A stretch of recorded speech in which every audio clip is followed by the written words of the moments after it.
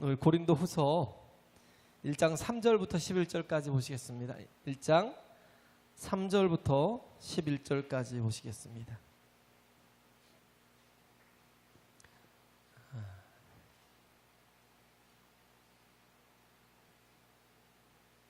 이 앞에 지금 스피커가 2개가 안 돼요. 파워앰프가 하나 더 있어야 될 것 같고요. 뭘 자꾸 해도 끝이 없네요. 그래서 앞에가 잘 안 나와서 잘 안 들리시면 미리 캐치를 하셔서 뒤로 좀 신호를 좀 주시면 좋겠습니다. 고린도 후서 1장 3절부터 11절까지 같이 읽겠습니다. 찬송하리로다. 그는 우리 주 예수 그리스도의 하나님이시요 자비의 아버지시요 모든 위로의 하나님이시며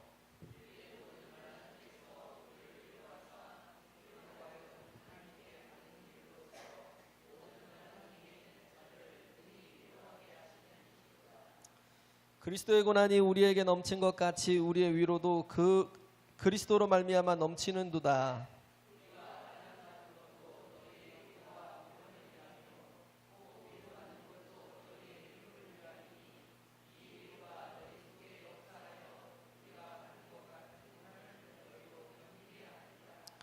너희를 위한 우리의 소망이 견고함은 너희가 고난에 참여하는 자가 된 것 같이 위로에도 그러할 줄을 알미라.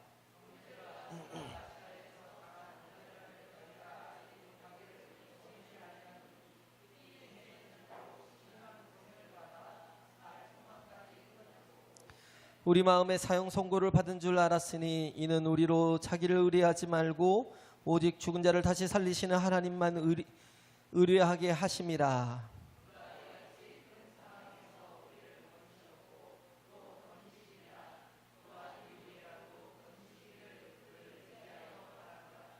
다 같이요. 너희도 우리를 위하여 간구함으로 도우라. 이는 우리가 많은 사람의 기도로 얻은 은사를 인하여 많은 사람도 우리를 위하여 감사하게 하려 함이라. 아멘. 할렐루야. 참 이 자리에 설기 위해서 굉장히 많은 시간들을 준비한 것 같아요. 어제 저녁부터, 어제 낮에부터 시작이죠. 거의 낮에부터 스탠바이를 해서 준비해서 저녁에도 잠을 못 자겠더라고요. 제가 참 부족한 게 많아서 잠을 잘 시간이 별로 없더라고요. 아침에는 또 6시쯤 일어나서 그리고 또 계속 지금까지 설교 준비를 하다가 기도하다가 그리고 이 자리에 있어서 선거예요. 그러니까 아까는 좀 이렇게 좀 탈진이 오더라고요. 탈진이. 그래서 이 앉아 있어도 어지럽고 서 있어도 어지럽고 참 많은 시간들을 준비하지 않았나. 또 어떻게 따지면 한 주 내내 이 귀한 시간을 준비하지 않나. 왜 제가 한 주 내내 이 시간을 준비하고 또 어제는 낮에부터 오늘 새벽까지 계속 이렇게 준비하고 이렇게 서는지는 여러분이 잘 아시잖아요. 우리가 거듭나지 아니하면 하나님 나라를 볼 수도 없고 들어갈 수도 없다라는 말을 예수님이 니고데모에게 하시잖아요. 니고데모는 랍비고 유대인의 간원이고 굉장히 바리새인이고 존경받는 그런 아주 대단히 성공한 사람입니다. 그런데 그럼에도 불구하고 니고데모가 예수님 앞에 왔을 때 예수님이 단번에 하신 말씀이 그거야. 네가 거듭나지 않으면 하나님 나라를 볼 수가 없어. 거듭난다는 게 뭐예요? 물과 성령으로 나지 아니하면. 즉 네가 육체로 사는 한 네가 아무리 종교 생활을 하고 네가 뭔가를 이뤘다고 자부심을 가질 만한 그런 공로가 있고 그런 사람들의 칭찬이 있고 뭔가 뿌듯해서 나에게 왔지만 그러나 그런 것들로 구원을 받을 수 없다라고 예수님. 그건 다 똥이야라는 거예요. 네가 네 뜻대로 살아가는 한 모든 건 다 배설물이야. 아무것도 아니야. 나띵이야. 그러니까 니고데모가 스트레스가 좀 쌓이지 않았겠어요? 니고데모가 그래서 약간 속에 막 올라오는 분노가 없었겠어요? 아니, 사람이 어떻게 다시 태어날 수가 있겠냐고. 이미 늙었는데 다시 엄마 모태 속에 다시 들어갔다 나올 수 있겠냐고. 그건 뭐예요? 약간 반항이에요. 약간 분노가 있는 거예요. 왜 내가 살아온 모든 것들을 다 부정하시냐? 내가 그래도 얼마나 착하게 살고 얼마나 내가 정말 하나님을 위해서 산다 하면서 얼마나 노력하고 애썼는데 그런 식으로 얘기하시냐는 그런 뜻입니다. 근데 예수님 말씀하시는 의도는 뭐냐면 뭐예요? 자기를 부인하고 뭐예요? 하나님의 뜻을 쫓아가는 게. 그래서 뭐예요? 그러기 위해서 영과 진리로 거듭나야 된다는 거예요. 내가 내 뜻대로 아무리 착한 일을 하고 아무리 내가 선을 행하고 내가 종교 생활을 해도 그건 어디까지나 내 중심이었고 내 뜻 가운데서 그 살았던 삶이고, 중요한 건 뭐예요? 그 나라와 의를 구하라는 건 뭐예요? 하나님의 뜻이 하늘에서 이루어진 것 같이 이 땅에서 내게도 내 삶에도 적용되고 이루어지고 내가 그 뜻에 따라서 움직이고 순종하고 나아가는 그런 삶이 우리에게 있어야 된다는 거죠. 할렐루야. 그래서 예수님 하시는 말씀이 그 말씀이에요. 육으로 난 것은 육이요 영으로 난 것은 영이니 내가 너에게 거듭나야 하겠다는 말을 기이 여기지 말라고 요한복음 3장에 말씀하고 있잖아요. 육으로 난 것은 무조건 육이에요. 영으로 났다라는 건 뭐예요? 성령으로 거듭난 사람이라는 거예요. 영적인 사람이 되었다라는 거예요. 이 말을 우리가 잘 이해하지 못하니까 영적인 삶을 살 수가 없는 거예요. 우리가 왜 하나님의 뜻대로 살지 못해요? 내가 아직 육적인 사람이기 때문에, 내가 아직 거듭나지 못한 영혼이기 때문에, 그렇기 때문에 우리에게 기회가 있는 대로 어떻게 해요? 내가 하나님을 만나기를 애쓰고 힘써야 되는 거예요. 할렐루야. 성령으로 거듭나야 돼요. 육으로 난 사람과 성령으로 난 사람을 어떻게 구분해요? 본 것을 말하니까. 그렇잖아요. 영적인 사람을 어떻게 구분해요? 바람이 임의로 불매 어디서 와서 어디로 가는지 알지 못하지만 영으로 난 사람들이 다 이렇다라는 거예요. 뭐가 있어요? 체험이 있어요? 본 게 있어요. 영으로 난 사람들도 보고 듣고 체험한 게 있다고요. 맨날 육으로 살고 육으로 보고 육으로 느끼고 육으로 경험하기 때문에 뭐예요? 모든 것들이 다 세상적인 것만 얘기해요. 얘기하는 걸 보면 알아요. 뭐 투자가 어떻고 어디 가면 어떻게 하면 돈을 벌고 어떻게 하면 내가 정말 더 출세하고, 거기에만 온통 그 생각뿐이지. 그런 얘기만 하지요. 영적인 사람은 달라요. 얘기가 달라요. 왜? 본 게 다르니까. 내가 어떤 얘기를 많이 하고 사는지를 자세히 한번 보세요. 내가 과연 영적인 사람인지 아니면 육적인 사람인지, 내가 영으로 사는지 육으로 사는지를 볼 필요가 있다고요. 우리가 영으로 거듭나지 않으면 하나님의 나라에 들어갈 수가 없대요. 내가 내 뜻대로 내 안에서 내가 생각하는 그런 모든 것이 기준이 돼서 내 이 자아가 내 에고가 기준이 되어서 살아가는 한 나는 여전히 내 뜻이 주인인 거예요.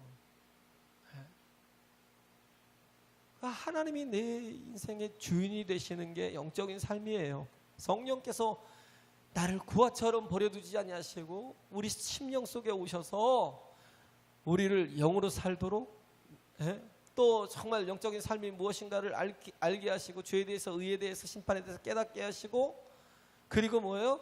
자녀들은 예언을 하고 청년들은 환상을 보고 노인들은 꿈을 꾸는, 이 영적인 게 달라요. 보는 게 달라요. 자녀들이 예언을 하고 청년들이 환상을 보고 노인들이 꿈을 꾸는,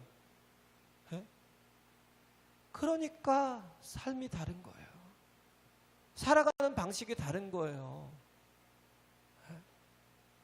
우리가 아무리 육체적으로 우리가 정말 그렇게 노력하고 애쓴다 할지라도 그게 성령께서 나를 이끄시고 성령이 지배당하지 못하고 성령께서 나를 붙들지 아니하시는 한 나는 여전히 육의 사람일 수밖에 없어요. 왜? 내가 주인이니까. 내가 주인이니까.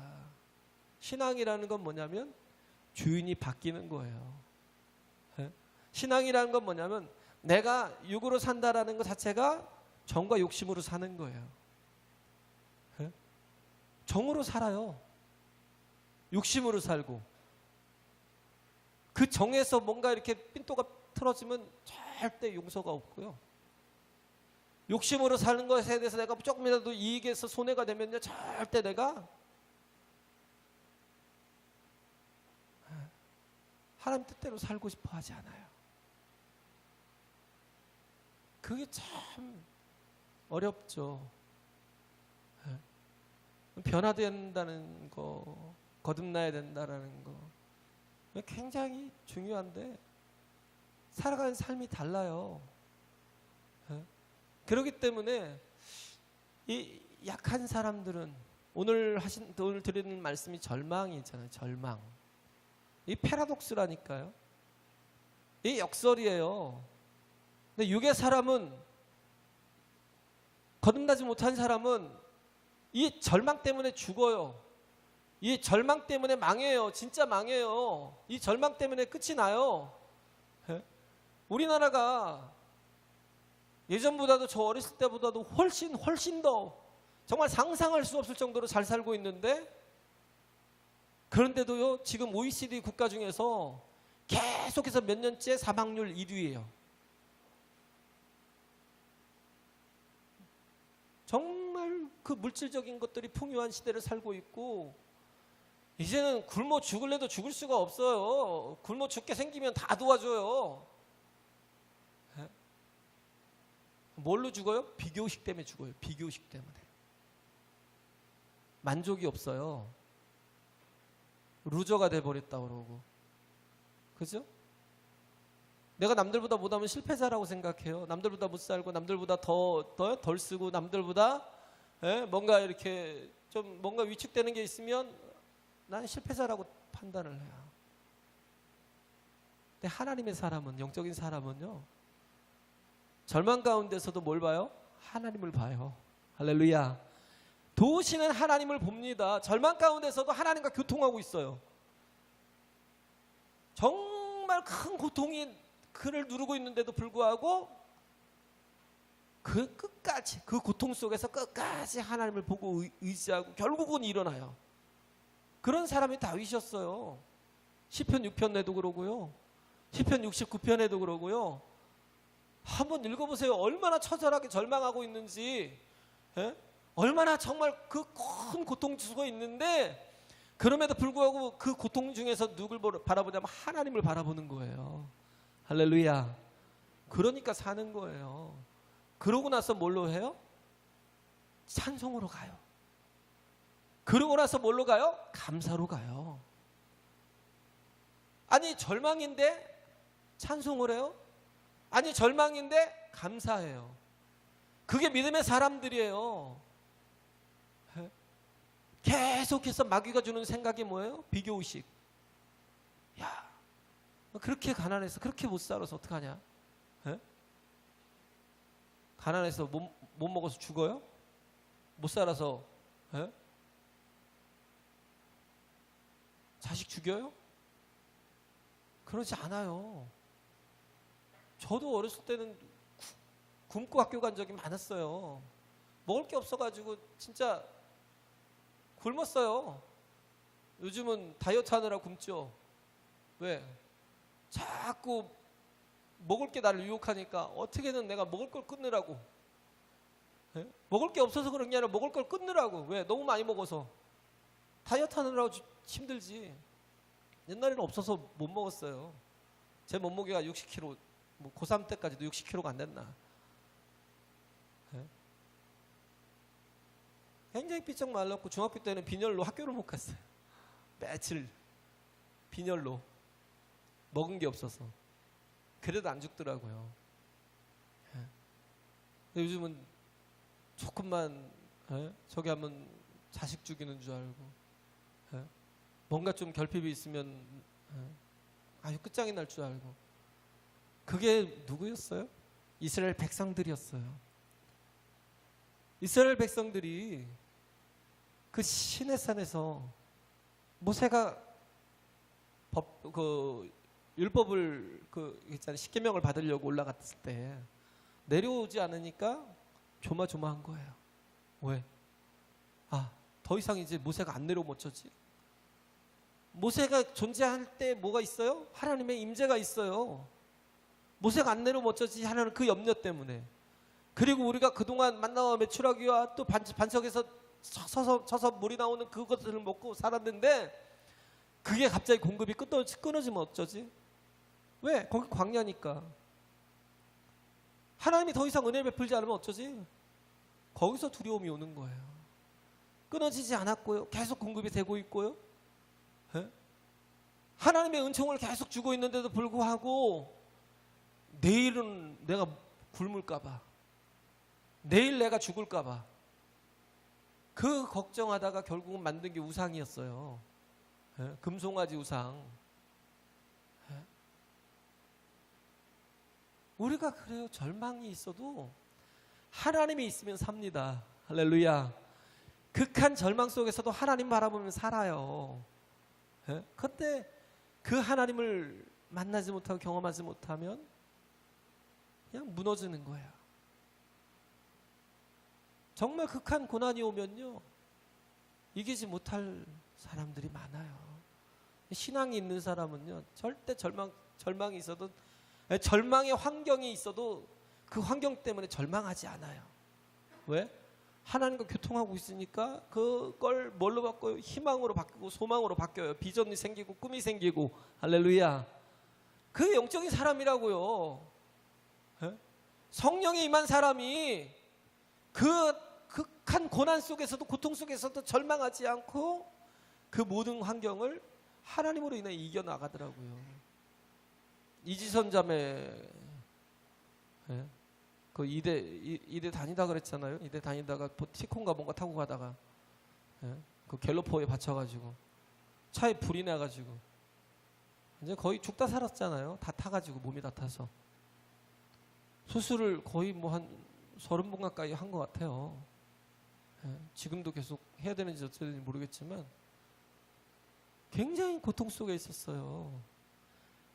사는 것이, 살겠다고 살아가는 것이 죽는 것보다도 그거 고백하는 게 그거예요. 100배, 1000배 어렵고 힘들었대요. 하지만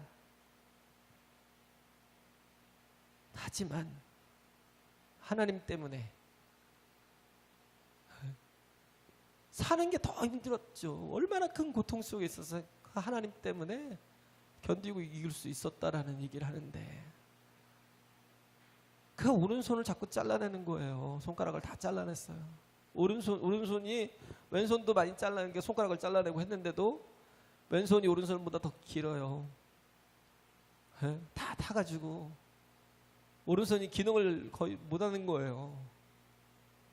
그러면 그러잖아요. 아니 하필 왜 오른손입니까? 차라리 하나님 왼손을 그냥 하나님 걷어가시지, 왼손을 차라리 왼팔은 없어도 되니까 왼손을 다 걷어가시고 그냥 오른손을 쓸 수 있게 넘겨주시지 왜 그러냐고 원망하지 않았어요.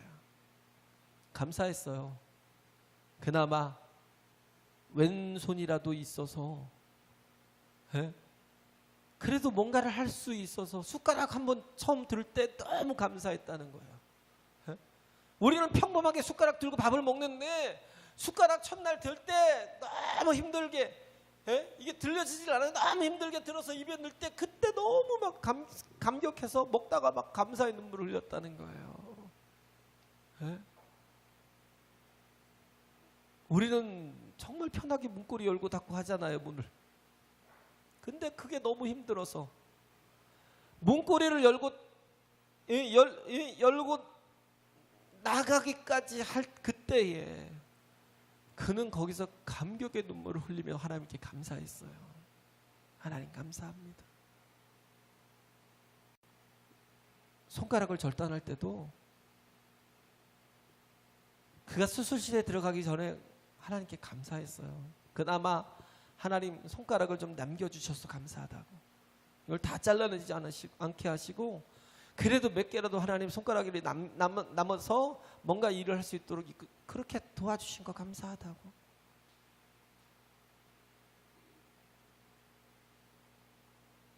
정말 절망이잖아요. 닉 부이치 얘기를 했지만 이지선 자매도 그랬어요. 신앙이 있는 사람은요 삶이 달라요. 하나님의 나라를 삽니다. 할렐루야. 하나님의 원하신 뜻대로 뭐예요? 하나님의 뜻이 뭐예요? 하나님의 뜻이 항상 기뻐하고 항상 기도하고 항상 감사하래요. 육으로 사는 사람은 이 말이 받아들여지질 않아요. 이 말이 전혀 이해되지 않아요. 어떻게 항상 감사하고 어떻게 쉬지 않고 기도할 수 있고 어떻게 범사에 감사할 수 있어?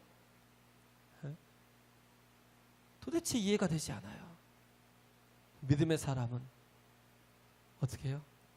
모든 게 감사가 나오는 거예요. 할렐루야. 절망 속에서도 감사. 몇 년 전에 그 아오모리에서, 아오모리 하면 제일 유명한 게 사과잖아요. 사과. 그 사과 농장을 하는 분들이 그 태풍 때문에 사과가 다 떨어져 버렸어요. 낙과가 됐어요. 낙과가. 물이 얼마냐면 90%가 다 떨어졌어요. 정말 완전히 절망을, 그렇게 1년 농사를 다 져가지고 이제 따기만 하면 되는 사과인데 익어가는 사과도 아니고 거의 다 익어서 이제는 정말 따기만 하면 수확을 해야 되겠다라고 하는 순간을 잠깐 기다리고 있는데 다 떨어져 버린 거예요. 낙과를. 그런데 거기 그 사과 농장 주인이 떨어진 낙과를 보고 실망하거나 좌절하지 않았어요. 왜? 아직 10%의 사과가 남았다는 거예요.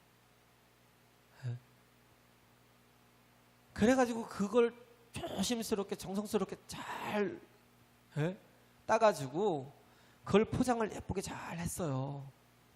그리고 그 포장에다가 다 글을 새겨 넣었다잖아요. 이 사과는 뭐 풍속 53.9m요? 풍속 53.9m에 강풍을 견디고 태풍을 견디고 이기며 붙어 있고 남아있던, 떨어지지 않았던 사과입니다. 그렇게 썼어요. 그리고는 그걸 백화점에 대학교 시험 보기 전에, 대학교 시험 보기 전쯤에 그걸 비싸게 납품을 했어요.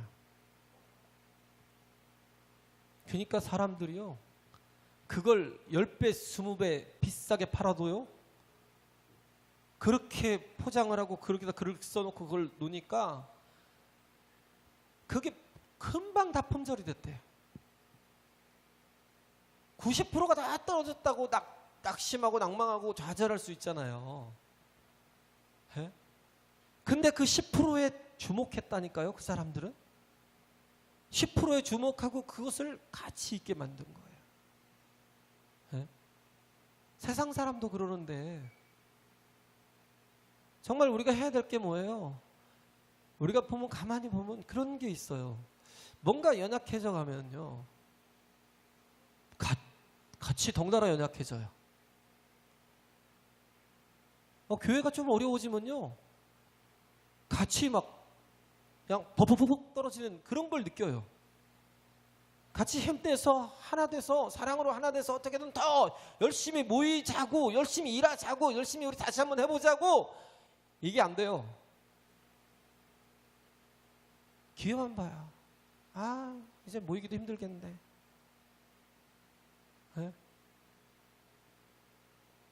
그잖아요. 지금 진짜 어렵잖아요, 교회가.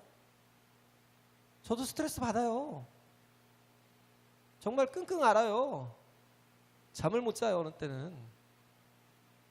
근데 정말 옆에서 잘 받쳐주고 열심히 일하는 분들이 조금씩 조금 턱 떨어지고 턱 떨어지고 턱 떨어지는 걸 같이 버텨주고 같이 힘써주고 같이 붙어있고, 에?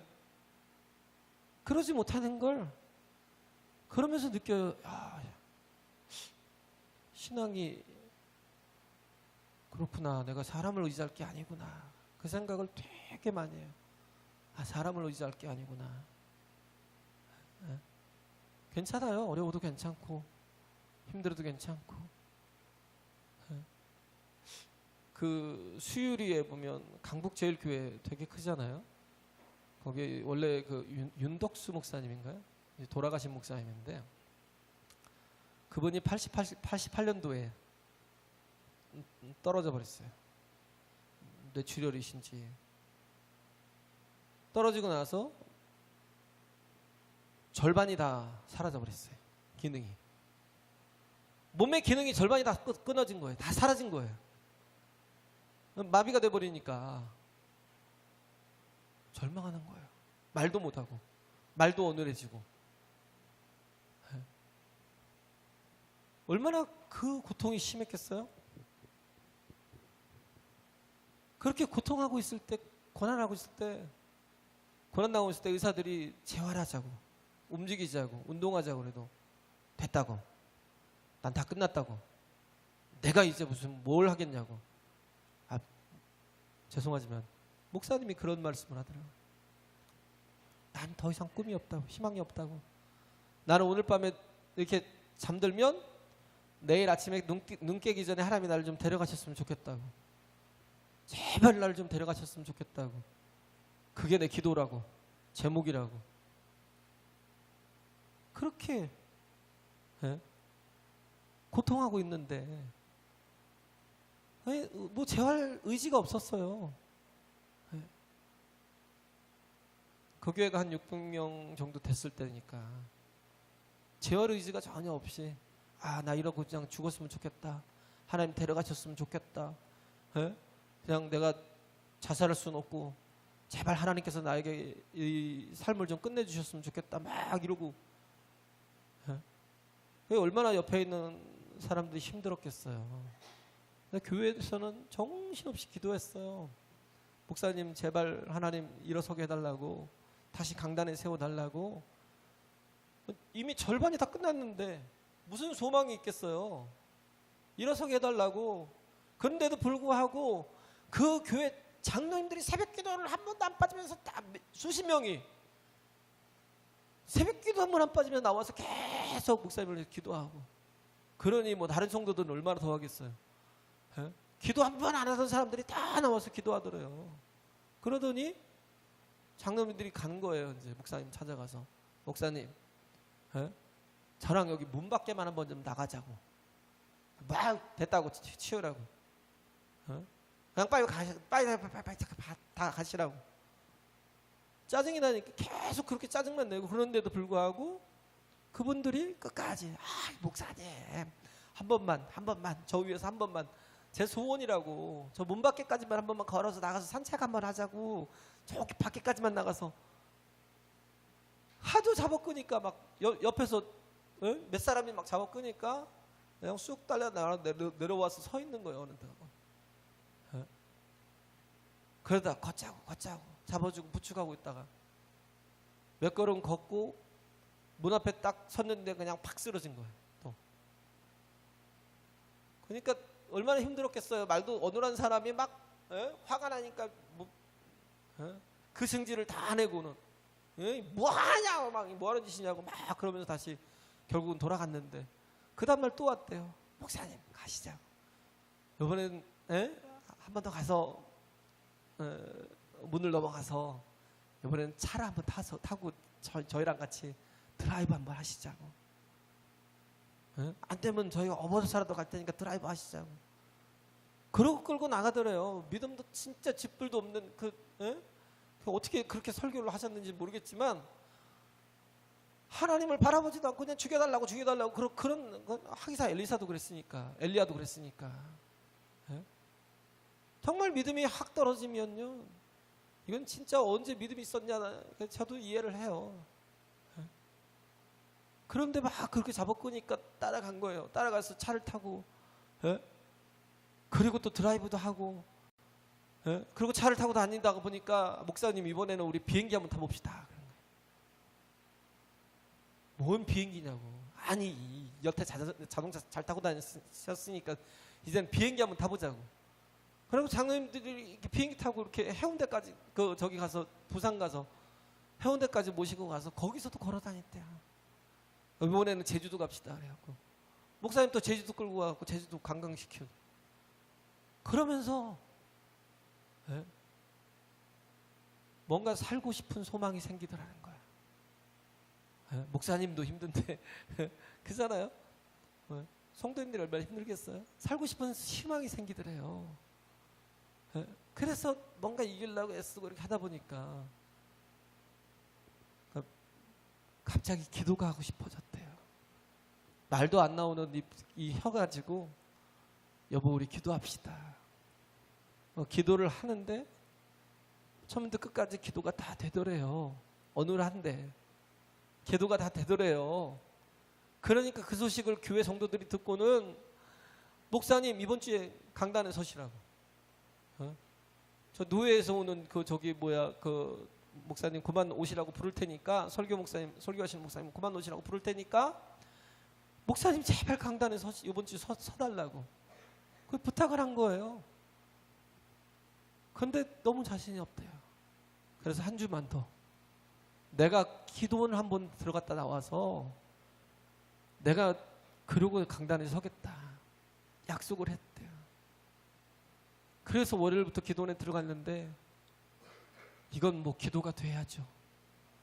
계속 잡생각만 들고 좌절만 되고 그래서 기도원 앞에 있는 강만 바라보고 한탄하고 있다가 한숨만 쉬다가 들어가서 또 자고 기도원을 가도 기도가 안 되는 거예요. 그러고 나와서 이게 또 강가에 이렇게 마지막 날 정말 이제는 안 되겠다라는 생각을 하고 포기를 하는데 왜? 말 한마디 하기가 힘드니까 입이 안 열어지니까 안 되나 보다고 절망하는데 그때 하나님께서 그 마음을 확 책망을 하시는 거야. 믿음도 쥐꼬리만큼도 없는 것이. 너는 도대체 나를 의지하고 믿고 살았냐? 계속 책망이 오더라는 거야. 거기서 깨졌대요. 하염없이 깨지고 울고 눈물로 그렇게 하다가 하고는 그 다음날 아침에 와서 강단에 섰다는 거예요. 어눌한 말로 어떻게 해서 그 주에 넘어갔대요. 근데 제가 중요한 걸 빠뜨렸네요. 이분이 기억상실증에 걸린 거예요. 설교를 할 준비를 하는데 뭔 말인지 모르는 거예요. 기억상실증에 걸려 있어서 성경을 딱 열었는데 창세기 1장 1절을 열었어요. 태초에. 태초? 태초가 뭐지? 태초가 뭔지를 모르는 거예요. 그래가지고 사전을 찾았대요. 태초가 뭐야? 사전을 봤더니 하나님이 만드셨다는 거예요. 창조하셨어. 하나님이 시작하셨다는 거예요. 그건 그런 뜻이구나. 그리고 나서는 또 뭐 창조라는 말도 몰라갖고 막 찾고 그렇게 하면서 설교를 정말 초딩처럼 끝냈대요. 초딩처럼. 근데도 성도들이 나와서 앞에 와서 설교하니까 너무 은혜를 받고 막 감사해서 막 기뻐서 눈물을 흘리고. 그런데 그렇게 어눌한 혀를 가지고 설교를 하는데 그러다 보니까요 너무 성도들이 너무 막 좋아서 그러고 하니까 교회가 부흥하기 시작하는데 3,000이 되더라고요. 3,000이. 정말 목사님은 그래서 처음부터 목사님이 성경을 뭔 말인지를 잘 못 이해를 못 하겠으니까 성경을 읽었는데요. 그냥 단순간에 24독을 했대요. 24독을. 예? 왜? 모르니까. 계속 뭔 뜻인지 모르니까 읽고 또 읽고 읽고 또 읽고 또 모르는 건 또 읽고 해서 24독을 했다는 거예요. 그러고 나서 부흥이 막 그런 과정 속에서 부흥이 되는데 3,000명이 되더래요. 600명밖에 수용을 못 하는데 3,000명을 어떻게 해? 목사님이 너무 힘들어. 목사님은 한 번 설교하기도 힘든데 목사님이 어떻게 600명씩을 나눠가지고 5번을 설교할 수가 있어? 못해. 그래가지고 어떻게 했냐면 빨리 성경 건축합시다. 그래갖고 헌신했대요. 그래갖고 3,000명이 딱 들어갈 수 있는, 한 번에 딱 예배를 드릴 수 있는 그런 교회 예배당을 지었다잖아요. 네. 그분이 살아생전에 그렇게 사람이 일하는 게 아니라 하나님이 일하십니다. 할렐루야. 사람이 뭘 할 수 있는 게 아니라 하나님이 붙드시는 거예요. 네? 하나님이 붙드시면 하나님의 그 수준에서 내가 내 수준에서 내 생각 속에서 내 어떤 그런 그 기준에서 생각하면 모든 일들을 해도 다 내 일이 되겠지만 내 수준에서 밖에 성취되는 게 없겠지만 그러나 하나님께 맡기고 믿음으로 행하면 하나님이 그 속에서 하나님의 수준에서 역사에 가시는 거예요. 할렐루야. 하나님은요 정말 좋으신 분이에요. 어떤 분이 융통성이 있으시다고요. 예수님이 가나 혼인잔치에 가셨잖아요. 가셨는데 아직 활동을 시작하시기 전인데 제자들하고 이렇게 문제 모아놓고 이제 시작하시려고 그런 시작을 하기 전에죠. 바로 직전에. 그런데 그 결혼식에 간 거예요. 예식에 가나 혼인잔치에. 갔는데 뭐예요? 긴급한 니드가 필요한 거예요. 포도주가 떨어졌대요. 가장 중요한. 그잖아요. 가장 중요한 포도주가 떨어졌다고 하니까 그 마리아가 그런 거예요. 예수여, 포도주가 떨어졌어. 그렇게 얘기를 하니까 예수님이 하신 말씀이 뭐예요? 어머니, 그게 나와 무슨 상관이 있나이까? 아직 내 때가 이르지 아니하였습니다. 나와 상관이 없다는 거예요. 왜? 예수님은 하나님의 스케줄대로 하나님의 뜻대로 가기 때문에. 전혀 뜻밖의 일이 벌어졌는데 아직 주님이 드러내고 사역을 시작하실 때가 아니라는 거예요. 아직 내가 아무것도 일할 그런 시간이 아니라는 거예요. 그런데 예수님이 거기서 어떻게 해요? 융통성을 발휘하잖아요. 어떻게 했어요? 그 어머니와 제자들과 물도 하인만 아는 수준에서 예수님께서 그들을 도우시잖아요. 예수님은 융통성 없으신 분이 아니에요. 우리가 구해도요, 우리는 자꾸 하나님의 뜻대로 구해야 된다고 하지만 뭐 신앙이 그렇게 많지 않은 사람은요, 일단 기초적인 거 정말 자기에게 필요한 것들부터 계속 구하세요. 하나님은 어떤 분이에요? 그렇게 융통성이 없으신 분이 아니에요. 원리 원칙대로 기도해야 된다. 예수님이 원리적이고 원칙주의적인 그런 분이 아니에요. 하나님은 어떤 분이에요? 사랑이 많으신 분이에요. 할렐루야. 사랑이 많으시다고요. 원칙대로 그렇게 다 하시면 우리는 뭐예요? 절대 구원받을 수가 없어요. 왜? 원칙이 뭐예요? 죄의 삭은 사망이에요. 그럼 내가 죽어야 돼요. 그잖아요. 요즘도 그래요. 많은 사람들이 많은 이렇게 단체에서 기도를 가르쳐줘도요, 하나님의 뜻대로만 구해야 된대요. 하나님의 원칙대로만 구해야 된대요. 그러지 않으면 응답받지 못한대요. 그러지 않으면 끝이 난대요. 그렇게 하다 보니까 어려움이 있고 절망이 있어도 하나님의 뜻이 아닌 것에 대해서는 전혀 기도하지 못하는 벙거챙이가 돼버리는. 근데 하나님은 어떤 분이에요? 무엇이든지 구하래요. 할렐루야. 무엇이든지 구하래요. 내가 어렵고 내가 힘든 게 있으면 구하라는 거예요. 그잖아요. 원칙대로 가면 나는 죽어야 되는데 죄의 삭은 사망이니까 내가 죽어야 돼요. 그럼 뭐 믿을 필요도 없어요. 내가 기도할 필요도 없어요. 하나님 의지할 필요가 뭐 있어요. 나는 어차피 죽을 건데. 죄의 삭은 사망인데. 하나님은 어떻게 해요? 방법을 찾아내시잖아요. 하나님의 공의를 건들지 않으시면서 공의를 이루시면서 우리를 건질 방법을 찾아내시잖아요. 그 방법이 뭐예요? 어린 양. 할렐루야. 할렐루야. 어린 양. 그 양이 어떤 양이래요? 하나님의 어린 양이래요. 양인데 하나님의 어린 양이래요. 우리가 속죄 제물을 가져오고 화목 제물을 가져오잖아요. 속죄 제물과 화목 제물을 가져와서 하나님 앞에 드릴 때 요셉의 어린 양, 뭐 야고보의 어린 양 이런 식으로 얘기를 하는 것처럼 예수 그리스도는 누가 준비하신 거예요? 하나님이 준비하신 하나님의 어린 양이래요. 네? 우리가 준비했어요? 아니요. 하나님이 우리를 구원하시려고 구원의 방법을 찾아내신 거예요. 그래서 우리의 모든 죄를 다 그에게 전가, 임퓨테이션 해서 그에게 다 전가해서 어떻게 해요? 그를 죽이신 거예요.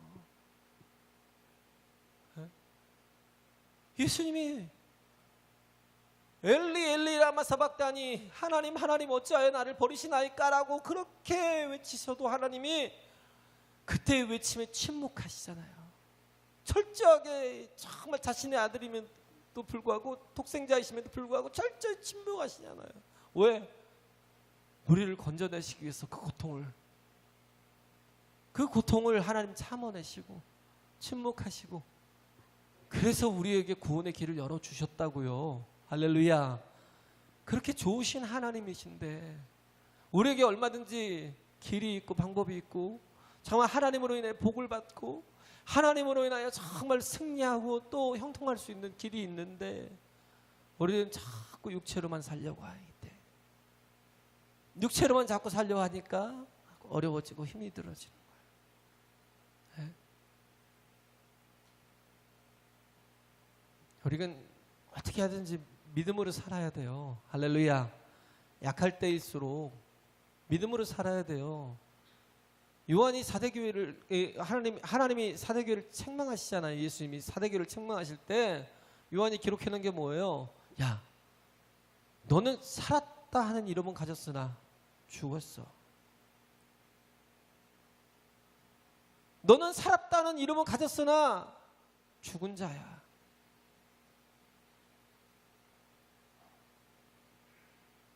얼마나 그런 말을 들으면 얼마나 우리가 참 비참하겠어요. 살았다는 이름은 가졌지만 죽은 자인.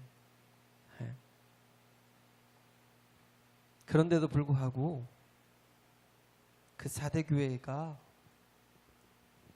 옷을 더럽히지 않은 자가 몇이 있대요. 너희 중에 옷을 더럽히지 않은 자가 몇이 있다는 거예요. 주님은 뭐예요? 그들을 바라보시는 거예요. 할렐루야. 우리가 어떻게 해야 돼요? 우리는 믿음으로 살아야 돼요. 절망이 상황을 따라서 조건을 따라 형편을 따라서 환경을 따라 살아가는 건 여전히 육신의 사람이에요. 정과 욕심에 붙들려 사는 사람이에요. 그러나 우리가 하나님을 신뢰하자고요. 믿음으로 살자고요. 하나님을 바라보자고요. 할렐루야. 절망할 많은 순간들이 있어요. 어려운 많은 순간들이 있어요. 그렇지만 우리가 하나님을 바라보면 다 잃어도 상관없잖아요. 왜? 우리는 하나님의 나라를 소유하고 있기 때문에 하나님이 나의 아버지시기 때문에 우리가 가장 잃지 말아야 될 게 그거잖아요. 그런데 우리는 조건 때문에 환경 때문에 뭘 잃어요? 가장 중요한 하나님을 잃어요. 어리석게 그 하나님을 버립니다. 어느 한순간에 믿음 없는 사람처럼 내가 언제 믿었나? 라고 하는 것처럼 자꾸 우리의 불신앙을 증명하지 마시고요. 하나님을 기쁘시게 하는 방법은 믿음으로 사는 겁니다. 할렐루야. 절망 속에서 이 바울이 어떤 상태에 있었어요? 살 소망이 끊어졌대요. 그죠? 예? 심한 고생을 받아 살 소망까지 끊어지고 우리 마음에 사형 선고를 받은 줄 알았으니 이렇게 정말 끝났구나라고 생각을 했는데 이 속에서도 하나님이 믿음으로 그를 깨우시는 거예요. 그 속에서 깨우시는 게 뭐예요? 이는 우리로 자기를 의뢰하지 말고 오직 죽은 자를 다시 살리시는 하나님만 의뢰하게 하려 하심이라. 할렐루야. 네? 그러면서 한 얘기가 뭐예요? 10절에 그가 이같이 큰 사망에서 우리를 건지셨고 또 건지시리라. 또한 이후에라도 건지시기를 그를 의지하여 바라노라. 우리에게 과거가 있었잖아요. 하나님이 나를 건지신 일들이 있었잖아요. 저도 제가 만약에 그 물속에서 죽었으면 저는 지금 이 시간까지 살아서 또 우리 아들도 없었겠지만 이 시간까지 살아서 제가 여기서 복음을 전할 수도 없었겠죠. 죽음의 순간에. 제가 어떤 한 친구를 목요일 날 만났어요. 축구하다가 한 10년 만에 왔어요. 어떻게 된 거냐고 그랬더니 자기가 얼마 전에 죽었다 살았대요. 심장마비가 왔대요. 저보다 한 살 어린데 심장마비가 왔대요. 20분간 죽었대요. 20분간 죽었대요. 그때 자기는 죽었었대요. 열심히 살려고 살았는데 정말 잘 살더라고요. 근데 심장마비가 오니까 한순간에 갈 수 있다라는 거. 한순간에 간다. 목사님, 제가 죽었다 살았어요. 우리가 살고 죽는 건 하나님께 달려 있습니다. 할렐루야. 노력으로 사는 게 아니에요. 힘으로 능으로 되는 게 아니라 나의 영으로 된대요. 나의 신으로 된대요. 성령께서 나를 붙들어 주셔야 된다는 거예요. 할렐루야. 그래서 이제는 우리가 육으로 살지 않고 영으로 살고 어떤 절망 가운데서 고통 가운데서도 하나님 바라보고 이겨나가는 저와 여러분 되시길 간절히 바랍니다.